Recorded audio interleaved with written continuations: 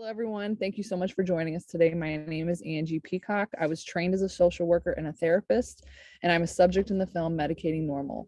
I volunteer doing outreach for the film, and I host conversations like this one today. This is our 40th interview, and today our guest is Dr. Swapnil Gupta.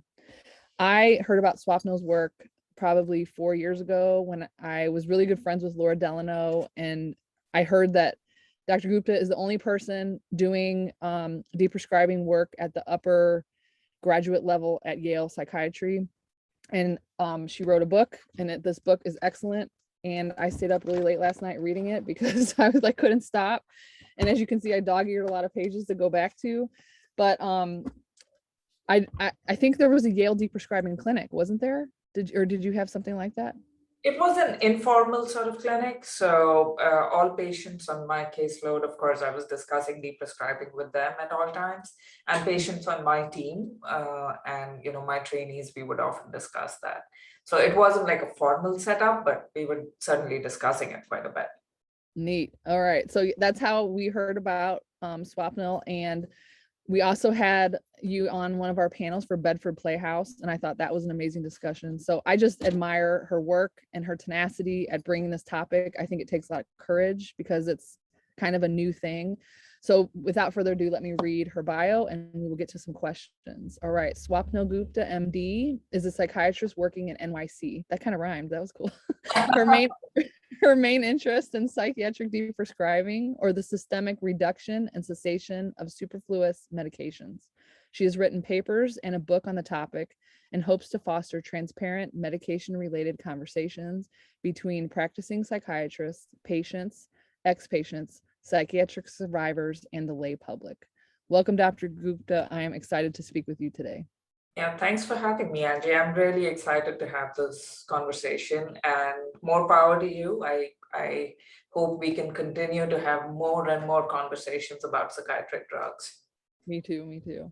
All right, so for the first question, in reading your book, Deprescribing in Psychiatry, the opening chapter gives a very in-depth discussion about what exactly is deprescribing.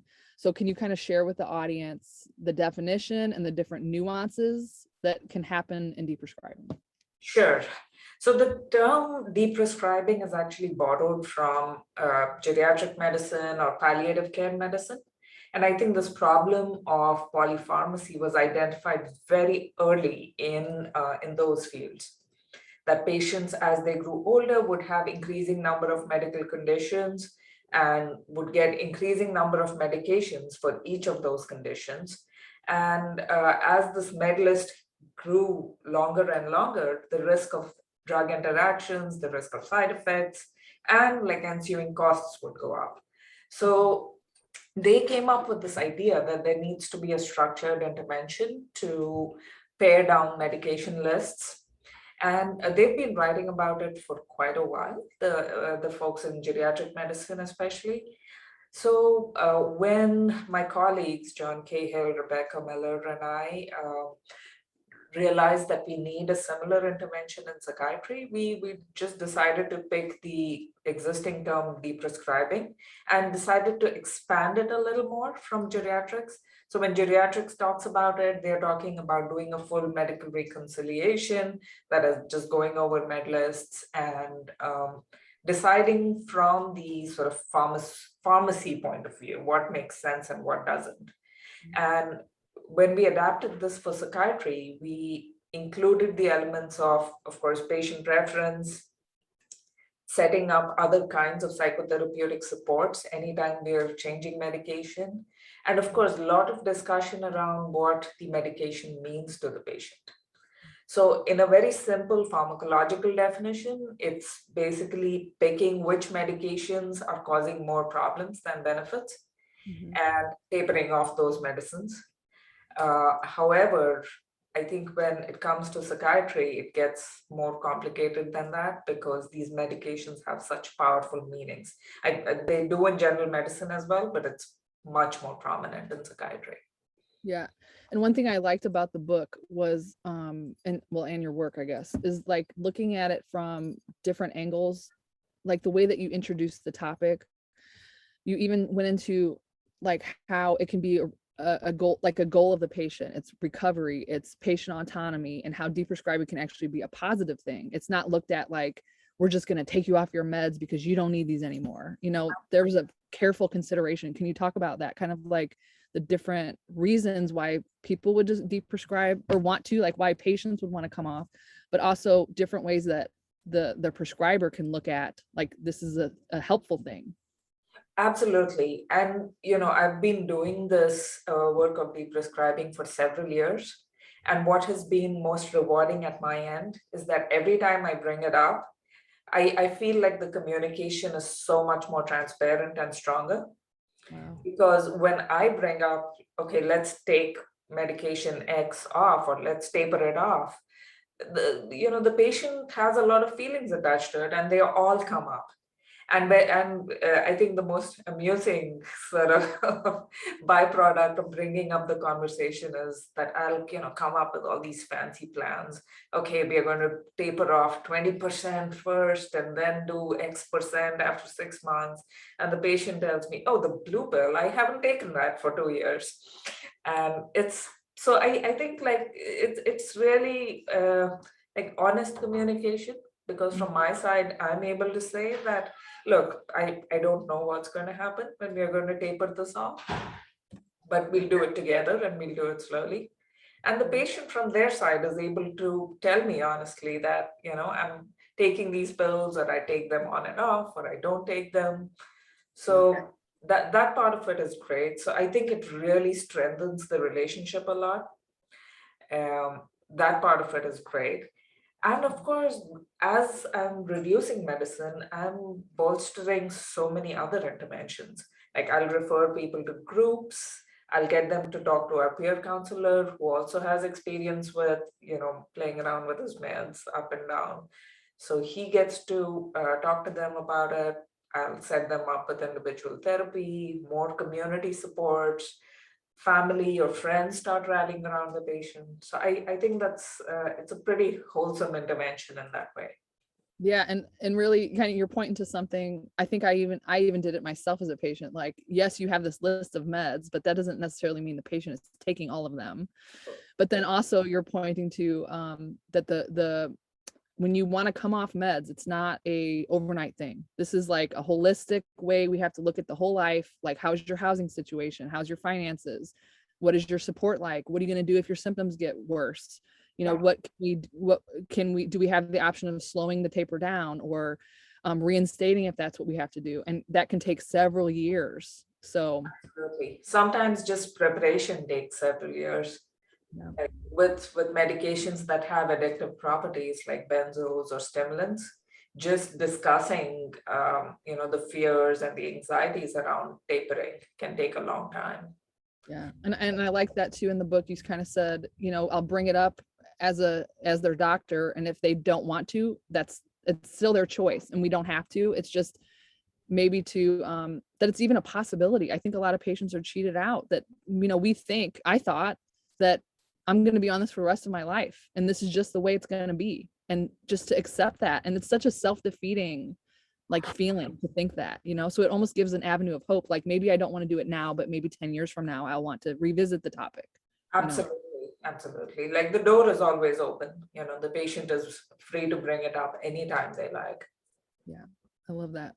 All right. So can you talk about the process of writing this? Because me, as a former social work graduate student, I saw all the sources that you had in here, and I was like, oh my God, the literature review this must have taken to look at each aspect, even like bioethics, to look at the literature about ethics and the ethics of deprescribing. Can you talk about like the process of writing the book, especially with 2 co-authors, and how has the book been received? Well, I'm glad that we are all alive and well. We fought a lot while writing it. Yeah. But, yeah, I think the idea came up around 2015 for the first time. Becca Miller has her own experience with serious mental illness. She's taken psychotropics in the past. So I think her understanding of medication and tapering it or taking it was invaluable to the book. And of course, her expertise is shared decision-making, recovery-oriented care, and So having her on board was just fantastic. And John Cahill, although his expertise is in first episode psychosis, he is one of the most thoughtful clinicians I know. And of course he's a master of language. So I think conveying an idea in an acceptable and gentle way comes really naturally to him. So, and of course I had an excellent rapport with both of these individuals. So I thought they would be the ideal co-authors. So the sort of the idea of deprescribing had been growing in my head for a while, but I landed on this terminology, deprescribing, around 2015. And we first wrote a paper in Psychiatric Services that came out in 2016. And then decided that, hey, this needs to be a book because there are so many different classes of psychotropics. And of course, there was a discussion whether this should be an edited book or should it be a book that we should write by ourselves. And then we decided that we do it ourselves, even though it's like a huge, huge task. But, and lots of literature was coming out as we were writing it. Yeah. So I think a lot of it is not really included in the book. So maybe it's some. I noticed that actually. I was like, wait, where's Mark Horowitz's hyperbolic taper? Yeah. And then I even noticed, I thought the recent research about Professor John Reed, over in the UK, and I know for some reason American people don't like foreign journal articles. I don't understand that, but there's a lot of research about withdrawal coming up. Maybe social work, that's how we are, I don't know, but about like the severity of withdrawal, that it's not just a little dizziness, like this is severe and incapacitating. So is there going to be like a version 2 with updated? I've been thinking about that. So Mark's paper, I think, came out in early 2019. So it was just like we just missed it. Yeah, and then even John's paper researching the online forums for antidepressant withdrawal, all of them came after, the draft of our book had been finalized, unfortunately, because, and there's just so much more literature now. Yeah, it is time for a reboot. Yeah. Sorry, that was my only critique, is like, dang it, I could have added another article to that in one sentence, but it's always changing, and that's a good thing, that things are becoming more mainstream and more up to date. Yeah. But I do believe Mark is coming up with guidelines as well. Oh yeah, over there, yeah. And I think there's an antipsychotic paper too, that it's basically the same for antidepressants and antipsychotics. But you bring up, you just hinted at something that I didn't ask. So can you tell the audience, because I know this is going to be a question, so I'm just gonna catch them before they catch me. How did you learn about this? How did you learn that deprescribing needed to be its own field, like it's a topic?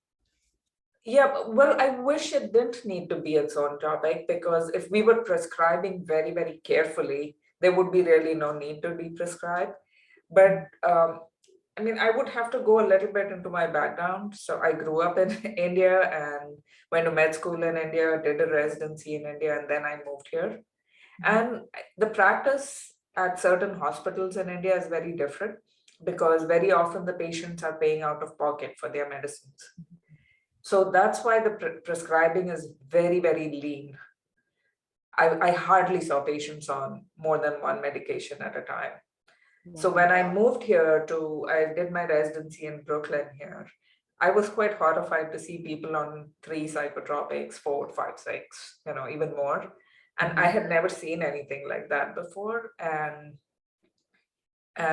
again, the training in India was very regimented, that you follow guidelines and you follow evidence. So there is really no evidence base for such gross polypharmacy. There's no other way to call it, like 6 to 8 drugs at a time. So that was already in my mind, that patient is getting 6 to 8 drugs at a time. First of all, we don't know whether they're taking all these drugs or not. If they are taking them, then why are they taking them? It makes no sense.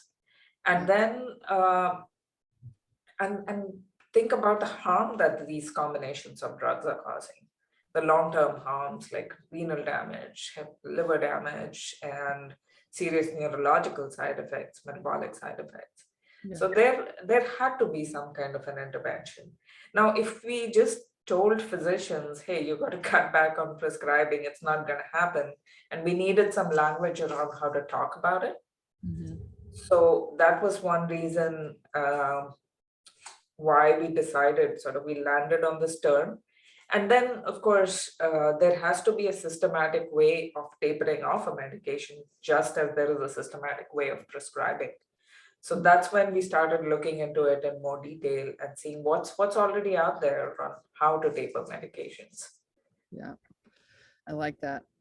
So yeah, here's a question. There's a few comments coming from the audience and it's kind of around this topic. So it basically, what has been your professional experience? You talked about like a systemic way for people to get off of medication.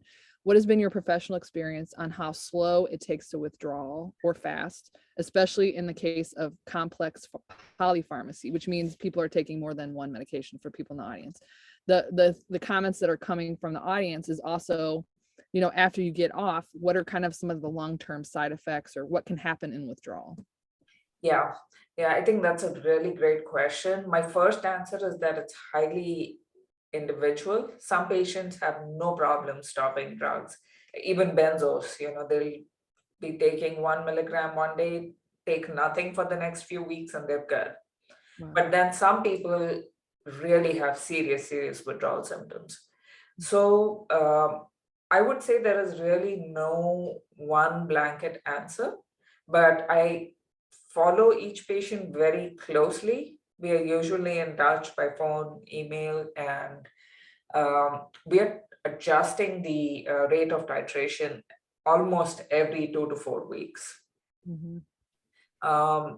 So yeah, for some people it's extremely complicated with a lot of trial and errors, moving 2 steps forward, moving 4 back, and then having to just stay there for several months at a time, Yeah. then moving forward again. As far as people who are taking more than let's say 4 or 5 drugs at a time, I have myself thought a lot about whether we should get rid of one medication fully first, or should we bring all of them down to smaller doses and then start taking drugs off. And I have honestly not reached a conclusion about that. It's again quite individual, depends on how the patient is feeling. But as a general rule, in my experience, it's hardest to taper off the last little bit. Definitely. Yeah, like with Abilify or Prozac, for instance, getting from 40 to even 5 milligrams of Prozac is not a big deal, but the last 5 becomes really hard. Speaking of that, I have to tell this personal story. Speaking of India, I was tapering Effexor, and this is how I first learned about psychiatric drug withdrawal. I was in India just visiting for a month, and my doctor told me to skip one of the days of Effexor. And actually what happened was that was his idea of a taper. So I skipped a day, and I actually was at the bottom of the bottle, so I thought I would be fine to come off. And I went into withdrawal in India. And I went to one of those pharmacies on the street and just bought my Effexor over the counter, because that's what you can do. You don't really need a prescription in India. Oh my goodness. Okay, but yes, it was that last little bit that did me in, Yeah. Okay, so the next question is, let's talk about the pandemic. So this also ties to the film, kind of like Medicating Normal. The pandemic has caused stress and anxiety for a lot of people, depression. We are not seeing our family. We're not seeing our friends. There's just this level of uncertainty. I feel it, like, why can't things be normal? It's kind of scary. So that has caused a lot of people to seek out help. And because of that, the prescribing rates of antidepressants and benzodiazepines have increased 30 to 40%. But when I saw that, I was horrified, because I thought, oh my God, these people are getting a 10-minute appointment with their doctor. They're not discussing like, how am I going to come off of this? When am I going to come off of this?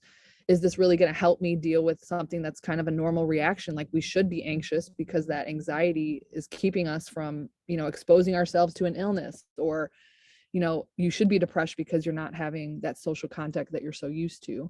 So can you talk about what is the current knowledge base of the average family medicine doctor who might be prescribing psychiatric drugs, and has this deprescribing been harder during the pandemic? Yeah, as far as prescribing of antidepressants and benzos in primary care goes, Yes, the rates of prescribing are definitely increasing, but I think the knowledge base is still quite limited. For instance, for me, in my clinic, it's a no-brainer that if someone has mild depression or moderate depression, there's no way I'm giving them an antidepressant, or at least I'm discussing several other options with the patient other than an antidepressant. Those same resources are not available to primary care doctors, and they might not even be aware that antidepressant is not the first choice of treatment for a mild or moderate depression. And CBT is likely to work way better and have longer lasting effects. So yeah, I think the knowledge base is quite limited at this time. Although I must say that for benzos and Z drugs, more and more hospital systems are creating prescribing guidelines, which is great, and they're really trying to limit the amount of the number of new patients who are started on benzos, and also trying to encourage prescribers to help patients taper off benzos, both. And they're requiring, like, for justification of long-term benzo prescriptions, or outright banning that you cannot prescribe it for more than 4 to 6 weeks. So yeah, I think a lot of education needs to be done around that, and we need to make other resources like therapy groups, social support available to physicians other than psychiatrists. Totally. And how has the coronavirus pandemic impacted deprescribing and made it harder? Yeah, and this is just an N of one, because this is just me. I have been more anxious, at least, about recommending it to patients, just because the general levels of stress are so high that I worry that this is not a good time to adjust medication. And then I also worry that patients are left alone in their house. If they're not able to reach out to friends or family for support, they're not able, if nobody knows what's going on with them. Like, we didn't have case managers in person at the time, so no one was really in contact with the patient face to face. Yeah. So I've been worried about that. And then, in the past year or so, I've had 2 or 3 outcomes that have been less than ideal. Like, patients have landed up in the hospital during tapers. Yeah. And then, the patients and I have talked about it and decided that maybe we should just wait till the pandemic has cooled off and their life is sort of back to normal. Yeah, that's really good. Because I've noticed that a lot in the peer support groups. People are alone, but alone even more. And that's not even good. Like, it's hard to even take a walk or go to the mall to walk inside because the weather is bad, just things like that. That's a very good point. Yeah. All right. It's kind of paradoxical, because I think that we should be stepping up social support in some ways. Yes. And not really relying on medication, but at this point, there's really there's no place else to go, really. Yeah, and it is just the complexity of coming off of psychiatric drugs is just so deep. You have to weigh everything. It is always a risk benefit ratio. Absolutely. You have to take that as part of the algorithm before you decide that it's time or it's not. Yeah. So this is one thing that always gets me upset. I feel like the UK is a little bit ahead on deprescribing, on clinical guidance, the NICE guidelines, NICE, of talking about withdrawal, talking about careful deprescribing, is kind of 10 years ahead of the US. What do you think it's going to take to change the American Psychiatric Association, kind of talking about this? I went to the APA conference a couple years ago in New York, and I was looking on the schedule, where is a deprescribing talk, and there isn't any. So why are we behind, and what is it going to take? I think more people need to be interested in it. I can say that the APA per se has not demonstrated a lot of interest in the idea yet, but the AACP, which is the American Association of Community Psychiatry, and Sandy Steingart is a big part of that organization. So they have shown a lot of interest in the idea of deprescribing, And we have been working on a white paper for deprescribing antipsychotics at least. Nice. And I actually think that there was some sort of a similar venture at the VA as well. Like they have a Center for National Psychotropic Drug Safety. I'm not sure which VA it's based out of, maybe in San Francisco. I followed that down though, and I was kind of disappointed. I used their benzodiazepine deprescribing protocol, and what I did was I followed back every single journal article that they used as like their evidence for the rate of taper and all this. They didn't even include the Ashton manual, and I was like, you're missing like the and the taper rate for benzos was really awfully fast, and it felt more based on an opiate kind of. So it felt like they kind of missed the boat on that. But I tried to contact them and send my paper that I wrote about benzo tapering and stuff like that, and they just ignore you. I'm just like nobody. So anyway, but yeah, it was kind of disappointing. But they do have that set up. It's very unfortunate. Yeah. I think this might also be a good time to introduce the IIPDW because that's what my next question is. Yes, can you talk about the IIPDW? Yeah, I mean, just in connection with the previous question, so we have been discussing contacting someone at the APA and trying to introduce this, at least antidepressant withdrawal symptoms in a more sort of emphatic way, because right now the APA guidelines barely mention antidepressant withdrawal. So yeah, we have been discussing that as well. The IIPDW is International Institute of Psychotropic Drug Withdrawal, which I think is a fantastic institute. It's brought together psychiatric survivors, psychologists, social workers, therapists from all different parts of mostly Europe for now. Unfortunately, we haven't really been able to access the global south very much, and some people from across the pond from the US. Coming together to share information, share ideas about how we are all facilitating reduction of psychotropic drug use and related research projects. So we've had one meeting, 2019, I believe, and we're going to have another one in next year in Iceland, where all the associates will get together. We're going to talk more about hopefully more research, more lobbying, both in the media and lobbying with professional organizations such as the APA to get them to pay more attention to this, to this idea.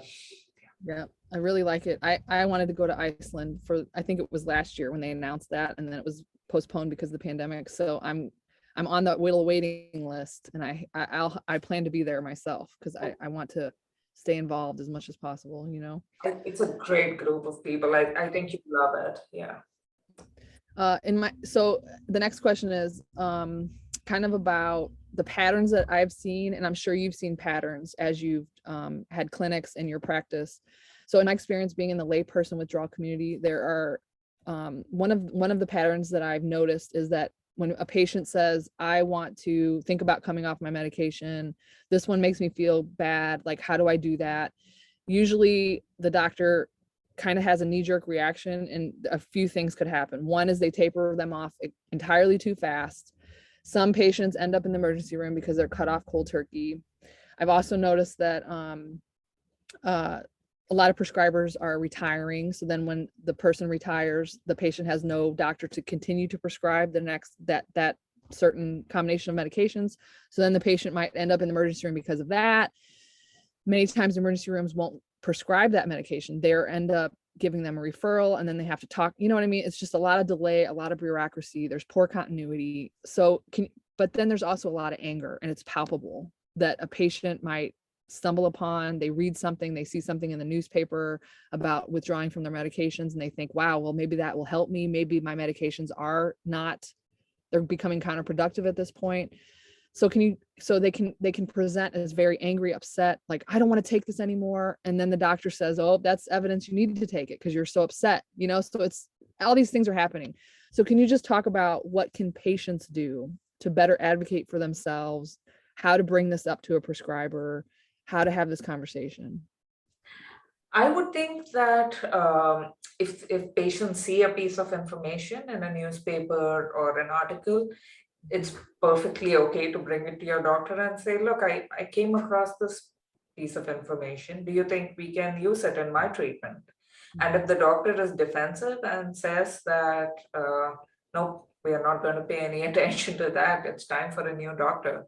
I think doctors should not be defensive to any new information, especially if the patient is interested in bringing it into the office. Yeah. That's really important. At the same time, I recognize how hard it is to find a new psychiatrist right now. It's almost a nightmare right now. But yeah, I think it's important to ask questions even before a medication is started. Actually, if you're being offered a medication, always ask why. What else could I take instead of this? Is there a way to manage what I'm feeling without taking medicines? If yes, what are those ways? What else can I do? And there should always be answers to those questions, I think. And it's very, very important to ask that, and also remember that I think the patients are the best advocates for themselves. No one knows patients as well as they themselves do, and they should always be asking questions. And again, if questions are met with defensiveness or with anger on part of the provider, it's the fault of the provider. Yeah, that's one thing about the book I really liked, was you took apart each bias that could possibly happen, or a judgment that could happen, and you kind of like went through, like, if you feel defensive because of, you didn't say it in that language, but like, here are some possible implications of the conversation. You might be scared of liability, or you might be, nervous about this. And you can take you through and kind of unravel each one of those thought patterns to, like, almost to say, like, it's going to be okay. I really like that about the book.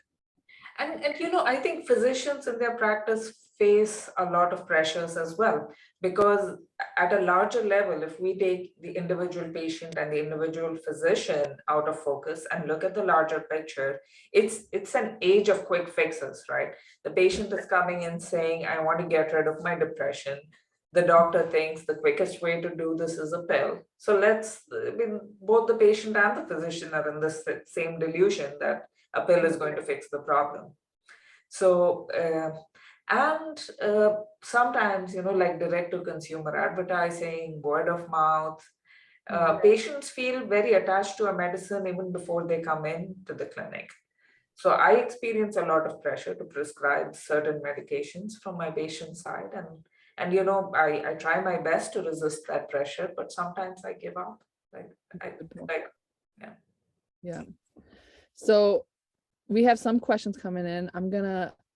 One of them is pretty good, but I'm going to keep it kind of vague because the person asks kind of specific. So in the case of someone, and this happens a lot in the community, especially, that I see, and it's unfortunate because there is no medical really help for this, but the complex issue is, like, someone is on the psychotic spectrum, okay, and they had a psychotic disorder. I hate to even call it that because I don't even like that language, but they're in that spectrum. I'm just pointing to that spectrum, okay, and they begin to taper, and they're on an antipsychotic, and maybe a benzo, and things go wrong. So things can go really, really wrong for some of us, okay? So akathisia may develop, psychosis may reemerge. There might be a psychosis from withdrawal itself. So when there's something really scary like that happens, right now, people have nowhere to go. So kind of like, how do you manage tapers when things go wrong? Or what are things people can do if it goes wrong? Yeah, I try to sort of address the problem before it happens. So one tool that I use a lot is the RAP plan, the Wellness Recovery Action Plan. I have anyone who's entering, like especially an antipsychotic taper, I will have them fill it out and either share it with me or, keep it with themselves. And I, of course, build in a lot of other supports, like if the patient is comfortable telling their family or friends that, hey, I'm tapering it off. And, if I start acting strange, or if I'm acting really different, please do this. Yeah. So I think it's really important to build in all these supports even before starting a taper. Of course, that's not, that doesn't necessarily prevent a problem every single time. And I've had patients who have landed up back in the hospital, in which case what I will do is call the hospital, inform them right away, this is what's happening. Please don't put them back on a full dose because they're going to Yeah. have a reaction. So, Yeah. and at least in my practice, the system is such that patients do end up coming back to me. So we can just resume the work where we left off typically. But yeah, it's pretty scary. Yeah. And I think people who are interested in and willing to try and taper off antipsychotics are brave people and, seeking authenticity in a way. Yeah, it's definitely complex, but still, again, we're pointing to constant communication with the provider, a plan. And for those in the audience that don't know what a wellness recovery action plan is, it'll say like phone numbers in case of an emergency, who would you call? It's kind of like helping you think out, like when I hit crisis, and that can appear in life or in psychiatric drug withdrawal, what am I going to do to kind of help my way through that? So it would be you identifying friends that you can go to, identifying activities that would help you through something, a crisis plan, basically. So that's what she's talking about, the WRAP plan, WRAP. So that's good. I like that. All right. So some other questions. Let's see. Yeah, I think you already answered this one. Have you ever had cases where someone has had to stay on their medications because the symptoms got so bad? Yeah. Yeah, it happens. Yeah. Yeah, it happens. All right. And then let's see. Just comments about, there's a Hulu original series called Dopesick. Even though it's related to opiates and opiate withdrawal, there are many similarities to psych drugs, more specifically the ignorance of big pharma and the roundabout way. That's a judgmental, that's a very big judgment, but yes. So I guess someone's recommending Dopesick. Okay, so let's breach one more topic about psychedelics and withdrawal. I've been seeing more and more about this, like people wanting ketamine to help them withdraw from benzodiazepines, or I'm going to microdose psilocybin, which is mushrooms, or maybe an ayahuasca trip will help me. So can you talk about, and I guess you can hear my bias in the way I'm saying it, but it's happening a lot. And there's it still feels like I'm looking for this quick fix, but in another thing. So can you talk a little bit from your own point of view about psychedelics and withdrawal? So, my knowledge about this is quite limited. I must sort of preface my answer with that. As far as marijuana is concerned, I believe the very robust evidence that is available linking marijuana to psychotic symptoms, and I've participated in that kind of research several years ago. So I've had the first-hand experience of watching it, like watching psychotic symptoms emerge. So I think if someone is tapering off antipsychotics, considering marijuana as some kind of replacement or treatment for that would be quite ill-advised.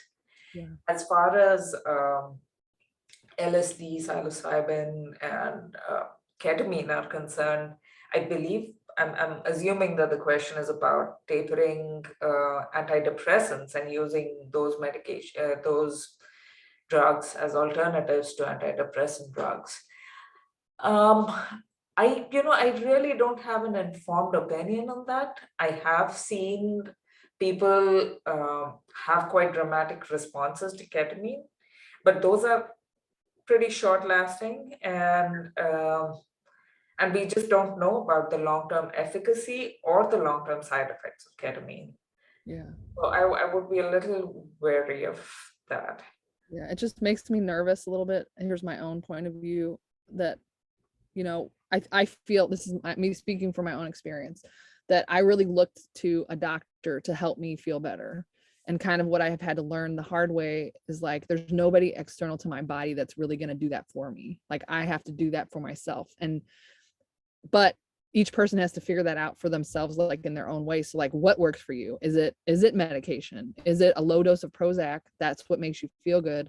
But then you also do, like, you go to church and you participate in your community and you have your dog walking business or whatever, So for me, I've had to find my own thing, but I just feel like when I get caught in that trap of like something, a quick fix or someone external to me that's gonna, make everything okay, like it's not gonna happen. That's what I've learned through my experience. Yeah. Yeah, that makes sense, and I think that's the myth of the magic pill is being cultivated by by pharma and by other interests. Yeah, there's something magic out there. Okay, so I think we're getting close on time, and I want to shift the conversation to some hope. So can you tell me about any maybe recovery stories you have, case studies where people got so much better, or just leave our audience with some hope of what you've seen as far as recovery? Oh, absolutely. Yeah. And I bookmark those stories too, because on my bad days, I think of those people and how well they feel now without medications. And I think the biggest success we've had is sort of in the group of people who have been identified as borderline, Mm. because I think these are the patients who end up getting lots and lots of medications because they experience powerful emotions and they experience quite disruptive emotions at times. Yeah. I've had patients who came to me on like 6 drugs and after 3 years left on one PRN drug. But all the time they were engaged in individual therapy, managed to get off disability, managed to find a wonderful man and get married, Wow. an excellent long-term job. Yeah. Um, I've had other patients where parents have called and told me, "Thank you for giving us our daughter back. She's much more communicative, talking so much more." And I think in a less dramatic way, I can tell that patients just smile a little more, their eyes are brighter, they want to talk more, they look up at me and, like there is a rapport. Wow. Um, it's definitely a wonderful change when you like take that one medication off that's restricting emotion so much. It's almost like restoring the humanness of all of us. Wow, I love that. You made me tear up. That's beautiful. Because I see that too. I see people. I'll share about a friend. I saw she had a horrible withdrawal. She only came off of a low dose of Xanax. She's a beautiful girl, and she was in like the depth of hell. Suicidal, homicidal, just extreme withdrawal symptoms. And now she's had 2 children. She's married for 3 years. She just posted her little anniversary, and I'm like her secret friend that doesn't know, or that I know what she went through, but a lot of people on her friends list don't know. And just to see these beautiful pictures of her pregnant with, it's just beautiful to see this. It makes it worth it even when you get pushback. And I think it's also a reminder that drugs can be useful for short periods of time, but it doesn't mean that you have to take them forever and ever at the same doses and the same combinations. Yeah, exactly. Well, that was an awesome conversation. I'm so glad I got to do this with you, and thank you for saying yes, and thank you for being here, and thank you for all the work you do. And I seriously, this book is pretty expensive. I got it for free because I begged the publisher, because Rebecca Miller helped me.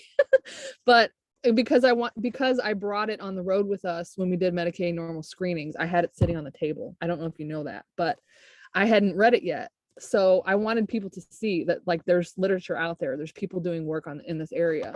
But if you can't afford it, I definitely think you should get it and maybe hand it to your doctor. I think it should be a textbook. It should be mandatory reading for all psychiatric residents. That's just even GPs. Everybody could benefit from this.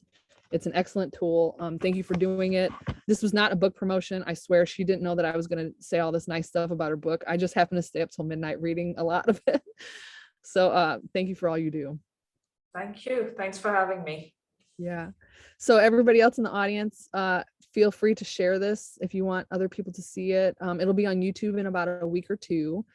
Lastly, if you haven't seen Medicating Normal yet, please visit our website at medicatingnormal.com/watch. We also have a reading list there. We have lists of research. We have alternatives and resources for psychiatric drug withdrawal or harm reduction. And lastly, I just want to announce for people that didn't hear us last week, we are going on PBS in January, which is taking a lot of work, and you all should just thank the filmmakers and Nicole. They have been working their butts off. I have been helping a little bit in the background, but they have been working so hard. And next week, the film will be edited for its final version that's going to go on PBS. It'll be on January. And lastly, if you'd like to support our outreach efforts, to bring the film and conversations like this one. Please consider donating. Every penny counts. You can make a donation at medicatingnormal.com/donate. Last thing, Swapnil, I forgot, somebody asked about how to contact you. And so do you have any closing thoughts? Tell people where to find your work. Anything you want to say? Well, many of the papers that we have written are available online. So if you just run my name through Google Scholar, the papers will pop up. And I think many of them are open source now because a amount of time has elapsed. Yeah, as far as contacting me, unfortunately, my clinic is all booked through my hospital, and yeah, I'm not seeing outside patients anymore at this time. Yeah, she's a busy lady. All right, well, thank you all so much for coming, and I'll see you later, and happy fall. Thank you, Swapnil. Bye-bye. Thanks. Bye.